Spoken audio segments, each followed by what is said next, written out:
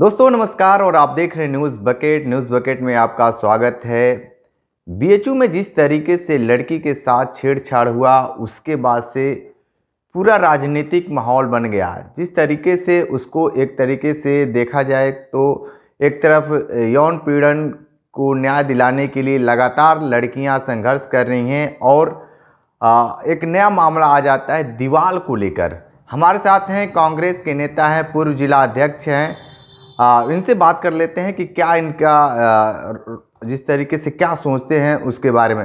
पंकज जी, ये बताइए कि जिस तरीके से वो घटना घटा बीएचयू में और लगभग 6-7 महीने में ये दूसरा कांड होता है और बड़ी घटना और केंद्रीय विद्यालय है, विश्वविद्यालय है, और इस तरह की घटना हो और वहाँ पे लाखों रुपए प्रैक्टोरियल बोर्ड पे खर्च किया जा रहा है, फिर भी कुछ ऐसा संज्ञान में नहीं लिया जा रहा है। आए दिन देखा जाता है तो लड़कियों के साथ इस तरह की घटना घटती है और इस तरह से सरकार भी ये कहती है कि हमारा जीरो टॉलरेंस की सरकार है।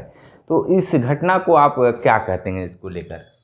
बड़ी ही दुर्भाग्यजनक घटना है, बहुत ही दुर्भाग्यपूर्ण है कि प्रधानमंत्री जी के क्षेत्र में, और उससे पहले की मैं बात करूं तो मदन मोहन मालवीय जी के, जिन्होंने भीख मांग करके इस संस्था को बनाया और एशिया में इसका एक स्थान है, और पूरा पूर्वांचल, बिहार और छत्तीसगढ़, मध्य प्रदेश, नेपाल इससे लाभान्वित होता है। जो गरीब बच्चे हैं यहाँ पे आकर के अपनी पढ़ाई को पूरा करते हैं और पढ़ करके यहाँ से निकल करके बहुत से छात्र ऐसे हैं जो हिंदुस्तान नहीं वर्ल्ड में अपना एक स्थान बनाए हुए हैं।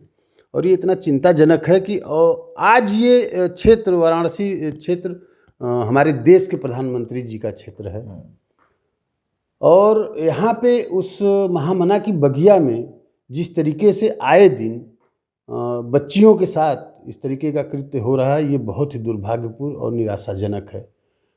और हम तो ये कहते हैं कि ये क्षेत्र लोकसभा संसदीय क्षेत्र हमारे प्रधानमंत्री जी का है, इनको इस पे तुरंत ही बोलना चाहिए। हर चीज़ों पे वो बोलते हैं, नाले के उद्घाटन के लिए चले आते हैं, नाली के उद्घाटन के लिए चले आते हैं, लेकिन इतनी बड़ी घटना हुई है, उस बच्ची के साथ अमानवीय व्यवहार किया गया है जिस तरीके से हम लोगों को पता चल रहा है। और निश्चित रूप से इसमें प्रधानमंत्री जी को दखल देना चाहिए था और उन सारे लोगों को कड़ी से कड़ी कार्रवाई करवानी चाहिए थी उन लोगों के खिलाफ।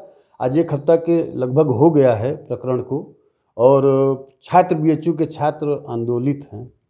बाहर भी संगठन अपने हिसाब से सारे आंदोलन कर रहे हैं, लेकिन एक हफ्ता होने के बाद भी प्रशासन अभी तक उन अपराधियों को नहीं पकड़ पाई है जिन्होंने इस तरीके का कृत्य किया है उस लड़की के साथ।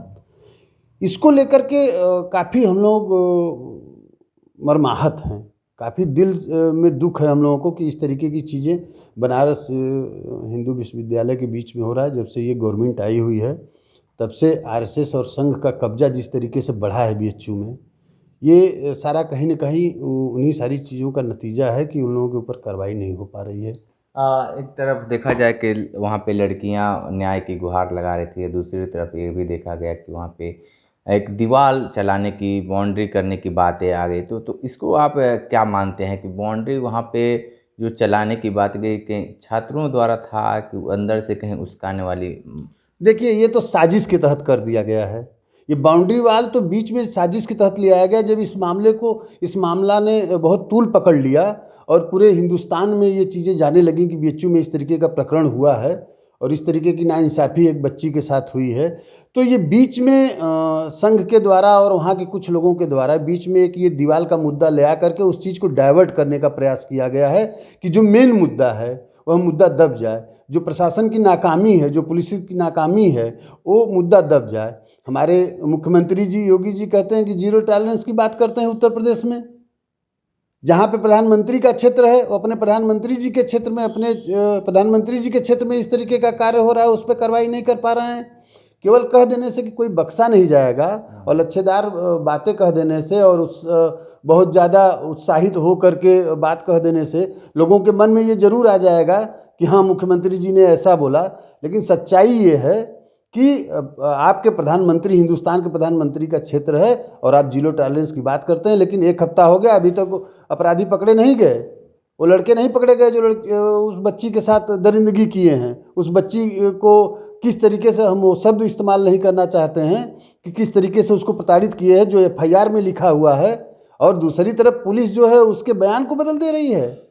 3 पन्ने का बयान है, 2 पन्ने का बयान उसका ले रही है, और जिस पे लिखा हुआ है कि मेरा कपड़ा निकलवाया गया, मुझे नंगा करके मेरा फोटो खींचा गया, मेरा वीडियो बनाया गया, उस बयान को ही बदल दिया जा रहा है। ये बहुत ही गलत बात है। ये प्रशासन इस तरीके का जो रवैया अपनाई है ये बहुत दिन तक नहीं चल पाएगा।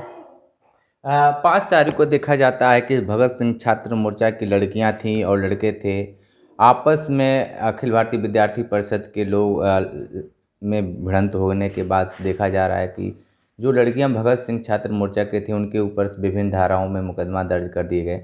तो आप क्या मानते हैं कि एक तरफ से देखा जा रहा है कि जो लड़कियां मांग कर रहे हैं उन्हीं के ऊपर न्याय के बदले उनके ऊपर एफआईआर हो जाए? देखिए, छात्र राजनीति में छात्र आंदोलन में बहुत से संगठन होते हैं, जैसे कि विद्यार्थी परिषद है, कांग्रेस के एनएसवाई है, भगत सिंह है और तरीके की हैं।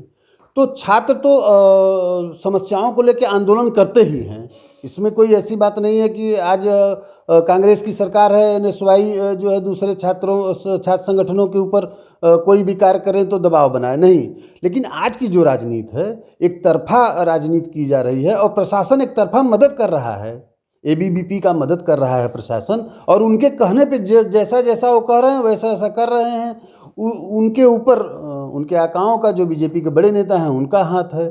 हमारे कहने का मतलब ये है कि आंदोलन तो एबीवीपी का काम है कि या एनएसवाई का या किसी भी छात्र संगठन का काम ये है कि छात्र की जो समस्याएं हैं उसको लेके आंदोलित रहें, उनसे सरकार से मतलब नहीं होता है। ये एक कैंपस है, ये बीएचयू एक बहुत बड़ा कैंपस है। इस कैंपस में जो छात्र, चूँकि जब से छात्र राजनीति खत्म हुई है यहाँ से, तब से ये सारी चीज़ें ज़्यादा बढ़ गई हैं। जब छात्र राजनीति था तो पुलिस वाले कभी अंदर नहीं जा पाते थे बिना चीफ प्रॉक्टर के परमिशन के। आज पुलिस अपने हिसाब से आती है, जाती है, और सत्ता शासन के कहने पे और एबीवीपी के कहने पे जो कार्रवाई है वो दूसरे लोगों पे कर रही है। ये एकदम ही सरासर गलत है। इसमें न्याय होना चाहिए, सत्य की जीत होनी चाहिए। इसमें ये देखना चाहिए कि कौन पीड़ित है, पीड़ित पक्ष को ज़्यादा सहयोग देना चाहिए, और जांच करके जो भी हैं उसमें जो भी हो उसके खिलाफ कड़ी से कड़ी कार्रवाई होनी चाहिए। और विद्यार्थी परिषद के लोगों को भी ये सोचना चाहिए कि ये हमारी बहन है, हमारी बेटी है, तो उसके खिलाफ अन्याय हुआ है तो निश्चित रूप से जो भी दोषी हैं उनके खिलाफ कार्रवाई मजबूती से होनी चाहिए। इसमें कोई भी राजनीति नहीं होनी चाहिए। अब ये राजनीति हो गया है, राजनीति का अखाड़ा बना दिया गया है इस मुद्दे को। ये बहुत ही दुर्भाग्यपूर्ण है। और हम हिंदुस्तान में ऐसे हर जो भी घटनाएं ऐसी हुई हैं उसमें जो भी सत्ता दल रहते हैं अगर उसमें राजनीति करते हैं, देखिए विपक्ष का और छात्र संगठनों का ये कार्य है कि कोई भी घटना दुर्घटना होगी तो उसके खिलाफ आवाज़ उठाएंगे और बोलेंगे और कहेंगे। तो इसका मतलब ये नहीं है कि आप उसकी आवाज़ को दबा देंगे। जहाँ तक रहेगी एनएसवाई के लोगों के ऊपर भी मुकदमा हुआ है, हमको जो पता चला है भगत सिंह के। अब वहाँ पे आंदोलन हो रहा है, लड़के जो भगत सिंह के हैं, एनएसवाई के हैं, सब लोग अपना बात रख रहा है, प्रशासन से रख रहा है, बोर्ड से रख रहा है, बीएचयू प्रशासन से रख रहा है। उसमें एबीवीपी वालों को आ करके उसमें विवाद करने की क्या ज़रूरत थी? अच्छा, एक सवाल है कि जिस तरीके से सरकार ये कहती है कि हमारे राज्य में उत्तर प्रदेश में जीरो टॉलरेंस की सरकार चल रही है और देर रात लड़कियां सोना चांदी गहना पहनकर घूम सकती हैं, तो इस घटना को लेकर आप क्या कहेंगे? हमको लगता है कि हमारे मुख्यमंत्री जी को अभी ज़मीनी हकीकत नहीं मालूम है। अब लोग आर्टिफिशियल गहने पहन करके मार्केट में निकलते हैं। अब लोग ओरिजिनल सोना पहन के नहीं निकल रहे हैं। इसका कारण क्या है? इसका कारण यही है कि आर्टिफिशियल की जगह अगर हम ओरिजिनल पहन के जाएंगे तो कब मेरा लूट हो जाए, कब मेरी छिनैती हो जाए, तो कहाँ है जीरो टॉलरेंस? इस बात को आप समझिए कि जब घर की महिलाएं अगर आर्टिफिशियल पहन के निकल रही हैं, श्रृंगार का जो भी उनका है, चाहे वो गले में हो चाहे हाथ में हो, तो इसका मतलब कि यही न है कि यहाँ पे जीरो टॉलरेंस है नहीं।